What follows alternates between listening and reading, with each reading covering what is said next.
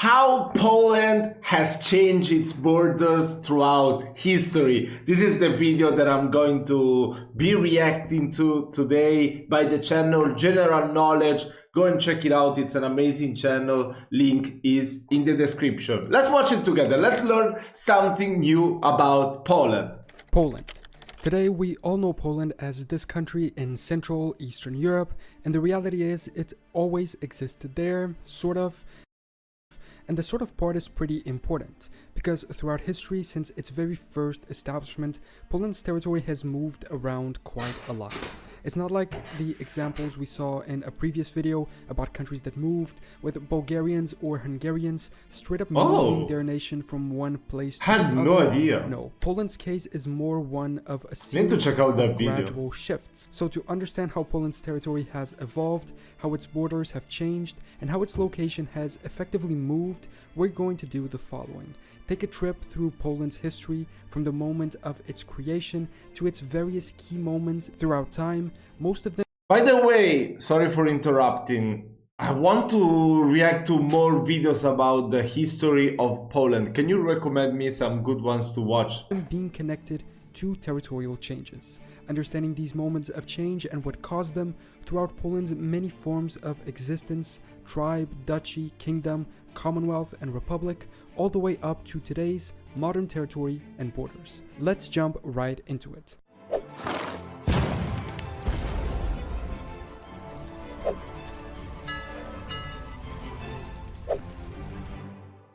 Poland's existence throughout time is complicated, as we'll see ahead. It's very much on and off. Being a valuable territory, it was coveted by its neighbors, namely the powers that would one day become Germany, Austria, and Russia, and so for long periods of history, a sovereign Polish state did not exist. But I'm getting ahead of myself. Let's get back to the start.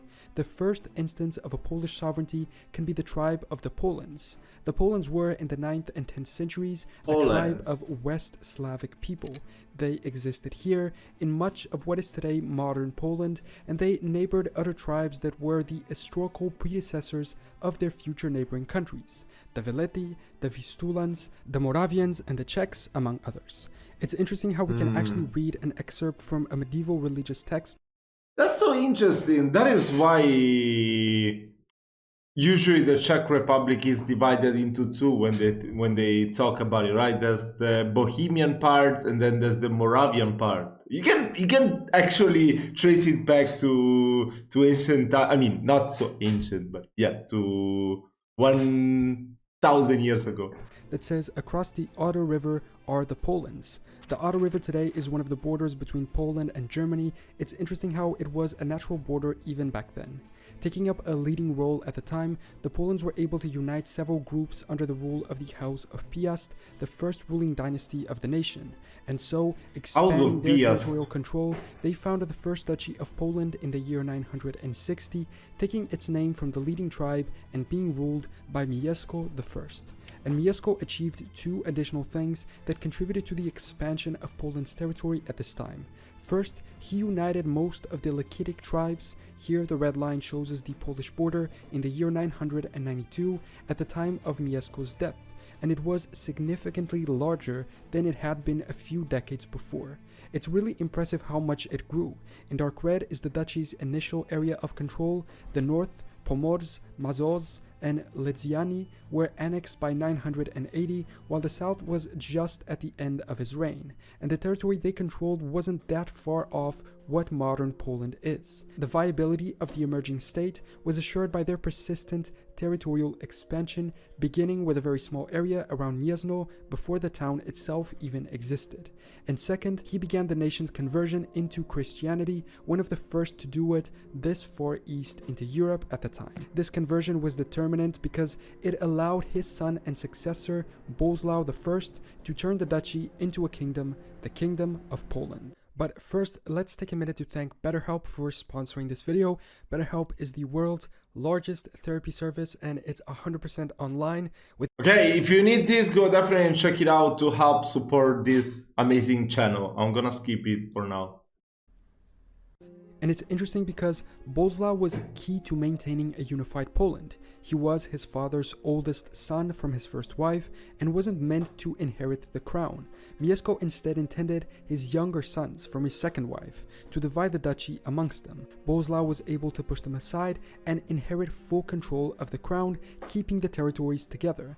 And he began a series of military campaigns towards the surrounding territories. He moved into Moravia, Czechia, Russia, Prussia, and even Germany, contradicting his father's policy of establishing good relations with the Holy Roman Empire. Despite risky, these incursions meant the expansion of Poland's territory even more. In this map, we can see the red border, which depicts Poland's territory at the time of Boleslaw's death in 1025. In darker red are the territories he inherited from his father. In lighter red are the lands he annexed throughout his reign, such as Moravia in 1003, Luzysz and Milsko in 1002, Pomerania in 1015, and Grodny Czerwiński in 1018. I'm gonna mispronounce a lot of Polish names in this video. Czechia, Bohemia, and Slovakia were temporarily controlled but not annexed, and even Russia was temporarily dependent on Poland. With all these new lands, just before dying in 1025, he was given permission by the Pope to be crowned king and establish the Kingdom of Poland. I'm sure that's what the Pope said. To go wrong for the first of many times in Poland's history.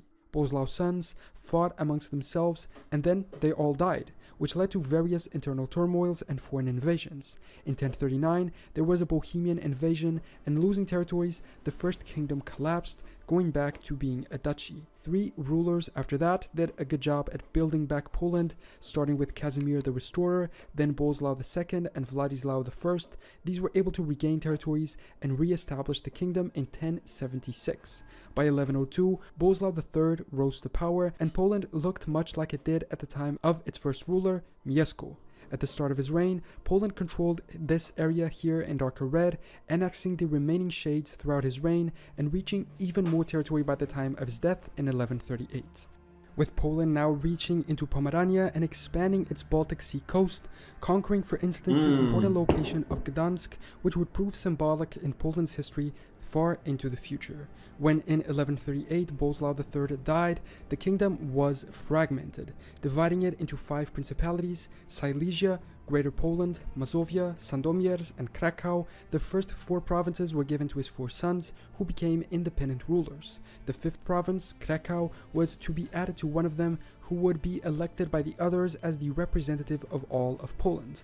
Of course, this didn't work. They just fought among themselves over who got to be in charge, and the kingdom split up, eventually leading to the end of the Piast dynasty's rule over a united Poland. This map shows us that fragmentation. Because of these internal conflicts, none of the princes was able to secure the external borders.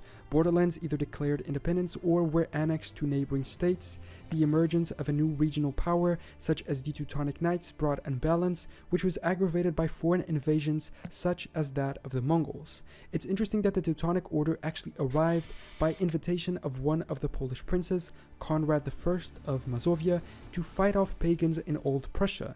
However, they soon overstepped their authority and established their own monastic state, moving against Poland itself. Attempts at reunification were made, but all were unsuccessful in the long run, one of which even saw a foreign king rule much of Poland for some time, Wenceslaw II of Bohemia. This was in 1301. There was a final attempt of the Piast dynasty to reform the united Polish kingdom by King Vladislav I and his son Casimir III, but it was too late. A lot of the princes retained control of their lands and didn't join, in fact gravitating more towards Poland's neighbors. The kingdom lost Pomerania and Silesia, the most developed and economically important regions of the original Polish lands, which left half of the Polish population outside the kingdom's borders. To make up for it, Casimir III attempted to conquer lands to the east, but these were populated by other ethnicity, not Poles. Despite losing many territories, Poland was very prosperous during this time and benefited much from the arrival of Jewish populations that were refugees from Western Europe. This long-lasting settlement would continue up to World War II.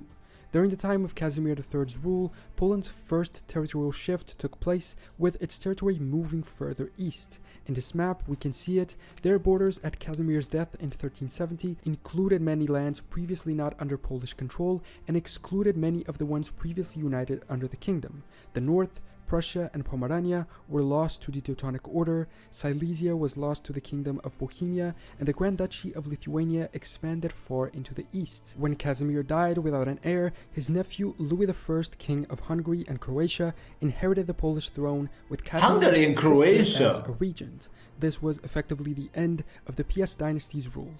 Bro, I feel like Europe history is so complicated, right? Oh my god. You gotta play like 10,000 hours of Europa Universalis to try and at least grab a little bit of it. Oh my god, there's so much going on. That's crazy. And here we are just in... Wait, there was a date before. As a regent. I think it's like the 12th or the 13th century. That's crazy. There's so much going on. It's so hard to follow. This was effectively the end of the Piast dynasty's rule. But I didn't know that Poland had a temporary union with Hungary. That's really interesting. The union with Hungary was short though. After Louis' death in 1382, a power struggle that resulted in the Great Polish Civil War, the Polish nobility decided that Jadwiga, Louis's youngest daughter, should become the next ruler. The Commonwealth. Jadwiga was soon married to the Grand Duke of Lithuania, Jogaila, in 1385. And this marked the start of a long period of union between Poland and Lithuania. Between 1385 and 1569, that's a lot, almost 2 centuries. To consolidate this union with Lithuania, and the arrival of a new ruling dynasty, the Jagiellonian, both of which would have serious impact on Poland's territorial evolution. In this map, we can see the borders of the two kingdoms together in 1434, as well as the dividing line between them. In dark red are Poland's possessions, in dark pink those of Lithuania, in light red are Poland's expansions, and in light pink Lithuania's. As we can see, Poland managed to regain some of its old territories around Warsaw, as well as Pomerania, plus they expanded into the area of Moldova, even reaching the Black Sea coast. But these were not all territories they managed to keep for a long time. Moldova, for instance, was soon lost. And by 1526, the Crown of Poland controlled only these territories here in beige, having successfully defeated the Teutonic Order and established a fiefdom over their territory of Prussia. Still, they were unified, and it seems this, at the time still partial union with Lithuania, was proving highly beneficial. After all, they were secure in their eastern border, and this allowed them to focus on the rest, not to mention the direct military aid Lithuania could provide to as an ally. Much of Old Poland's land was under their control again, especially the areas surrounding major settlements such as Gdansk, Poznan, Warsaw, Krakow, Lublin, or Lwów. By 1569, Poland's territorial control had grown even more. The victory in the Livonian War against Russia sort of annexed part of today's Latvia, keeping Courland as a fiefdom, not to mention the vast lands in the south whose control switched from Lithuania to Poland itself within the Union. Why this change took place is something I couldn't find out. This year, the Union of Lublin took place, and the personal and then dynastic union between the two states was made official, and a single, unified state was created, the Polish-Lithuanian Commonwealth. The Commonwealth was one of the biggest countries in Europe at the time. Yeah, it's crazy. A single elected monarch who carried both the duties of King of Poland and Grand Duke of Lithuania. They took up territories today part of Poland, Russia, Belarus, Ukraine, Lithuania, Latvia, and Estonia, a gigantic country. By 1582, it was 800,000 square kilometers, raising that up to 1 million square kilometers by 1618. There were many territorial changes throughout its existence, but for a while the territory maintained itself, only growing slightly. At its greatest extent in 1619, this is what the Commonwealth looked like. But from there onwards, they began losing land. First in Prussia that same year. In 1626, they lost much of Livonia to Sweden. In 1655, Sweden invaded the Commonwealth itself in what became known as the Deluge. The campaign was disastrous for the Polish and Lithuanians, having been weakened by wars in the south What does Deluge mean? Against the Ottomans and Cossacks, and with Russia joining in the invasion as well. The crown's control was reduced to this small area here in the south that we see in yellow. The Swedish siege of Krakow can be seen here as well. During the wars, the Commonwealth lost approximately 1/3 of its population, as well as its status as a great power. Some claim the destruction suffered here was even greater than that of World War II. Warsaw, the capital, was That's destroyed by the Swedes, crazy. and out of a pre-war population of 20,000, only 2,000 remained. According to an estimate made by the Polish government in 2012, 188 cities and towns, 186 villages, 136 churches, 89 palaces, and 81 castles were completely destroyed in the invasion. The decline my of the Commonwealth God. began, and even after the war, having survived it, their territory was less and their power vastly reduced, both economically and militarily. The second era of Poland-Lithuania saw more and more losses of territory, mostly to Prussia in the west and Russia in the east, Bro, look as well at the as some to the change. Cossacks and or Ottomans in the southeast. Still, the territory remained reasonably stable in size from 1672 to 1772 for almost 100 years, but then the partitions began. There were 3 of them, each a result of a conflict with its neighbors of Prussia, Austria, and Russia, and each of those 3 took parts of Poland and Lithuania every time until it was wiped off the map.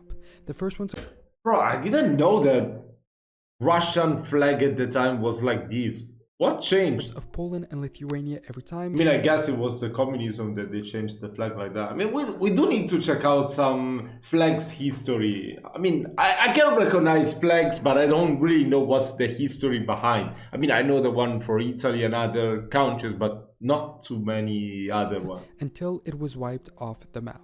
The first one took place in 1772, the second in 1793, after which Poland was briefly a republic, seeing its territory very reduced, and the third removed Poland completely from the map only 2 years later in 1795. After this, they would not exist as a sovereign entity for 123 years, with That's only a insane. brief exception when they existed in 1807 as the Duchy of Warsaw, a Napoleonic state, as well as Congress Poland in 1815, but neither of them lasted.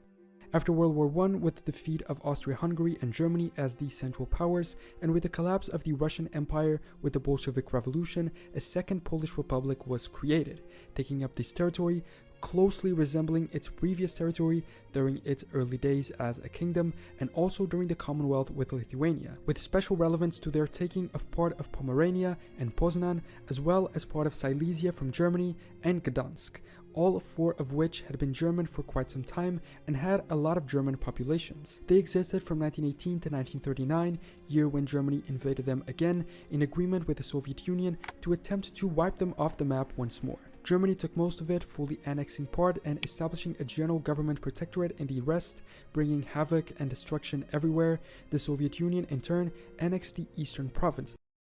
I was thinking it could be interesting also to watch some videos about how life was during the Nazi and during the Nazi occupation, and also during, you know, the Soviet occupation. We can call it occupation, right? Yeah, it would be very interesting. If there are some videos like that, I want to see it. I want to learn more about the history of your country. Once again, Poland was destroyed and its sovereignty disappeared at the hands of Germany and Russia. Thankfully, Germany was again defeated, and after the end of the war, the sovereignty of Poland was restored, but again with different borders, shifting significantly to the west this time and taking up even more Germanized areas. However, taking up borders that are the closest they had been in a long time to the first Oh, wait. So, yeah, Gdansk was German before with the Nazi. Even Wroclaw. Crazy. Wow.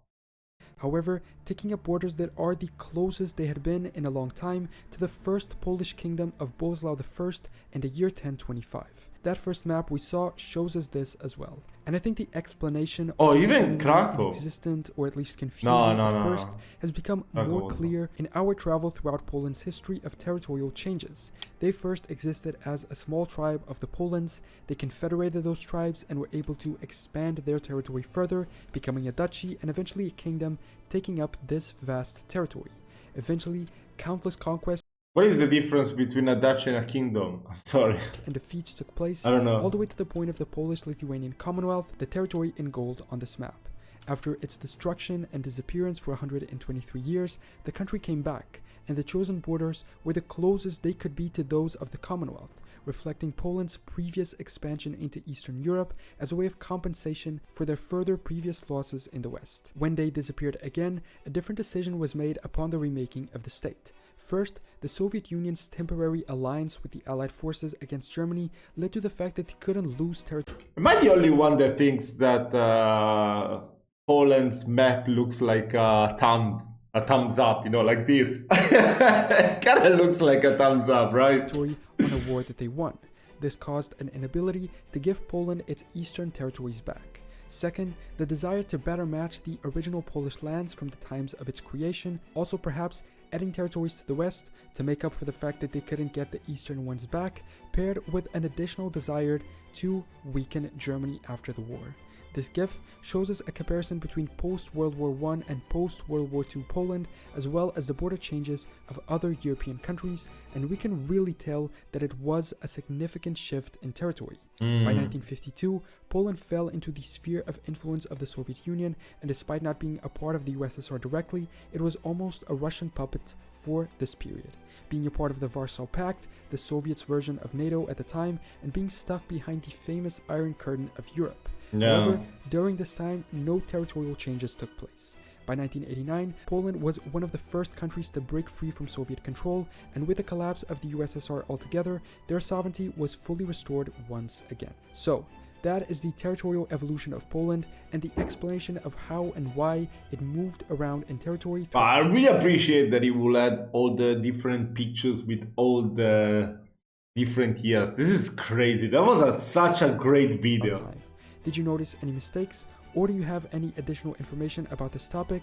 Let me know in the comments. Thanks so much for watching this video. Subscribe if you want to catch future ones, and make sure to check out my Patreon for exclusive additional content in the form of my podcast, as well as behind the scenes looks and ahead of time release. Really? 35 different European cities use the same name.